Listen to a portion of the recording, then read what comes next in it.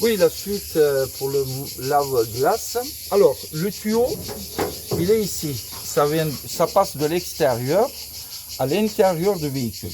D'accord? Alors, un gicleur ici, de lave-glace. Ici, vous avez un T.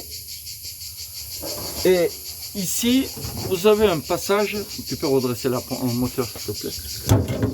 Ça passe de l'autre côté. Donc, vous voyez où il passe le tuyau? Là, il passe dans le moteur, justement pour pas que ça touche le bras du moteur d'essuie-glace. Alors, souvent, ça coince ou ça craquelle. C'est pour ça que la glace, il ne fonctionne pas. D'autre part, tu peux lâcher. Pour démonter le lave-glace, les gicleurs de lave-glace, c'est galère de l'extérieur. Tu peux faire une pause, s'il te plaît. Pour démonter le gicleur de lave-glace de l'extérieur, c'est très difficile. Souvent, on finit par casser. Mais surtout, un détail qui est très important, ça, beaucoup de carrossiers qui commettent. Voilà, ça sort tout seul. Regardez. De l'intérieur, on serre ça et on tire vers l'extérieur. Tu recules un peu, s'il te plaît. Voilà. Alors, beaucoup de gens, qu'est-ce qu'ils font? Ils tordent la tôle.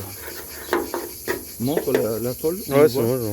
Alors, si vous tordez cette tôle, c'est fini. Vous n'aurez plus d'étanchéité. D'accord?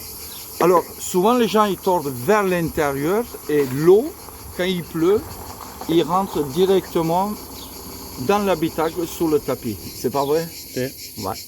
Ça nous est arrivé plusieurs fois. Soit vous êtes obligé de coller le joint, soit essayer de redresser de l'intérieur. Parce que quand vous le tordez de cette façon-là, c'est très difficile d'obtenir le planité. Voilà, ok? Et surtout, n'oubliez pas ce caoutchouc. Ce caoutchouc qui protège, empêche le cassure au niveau du gicleur. Si vous ne mettez pas ce caoutchouc, ça va finir par casser là. Ok? Le tuyau, ça se monte avec un briquet. Moi, je coupe ici. Je chauffe un petit peu. Hop, je le rentre et je le pose. Rentre dans le trou. Tac, c'est clipsé. Ok? Là, vous voyez, ça bouge déjà. Ça veut dire que les ergots du lave-glace sont fatigués. Ok? Je vais le sortir.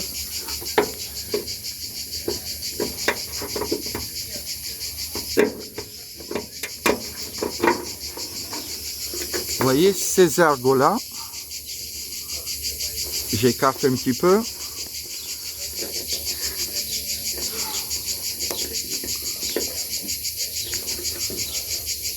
Je le rentre.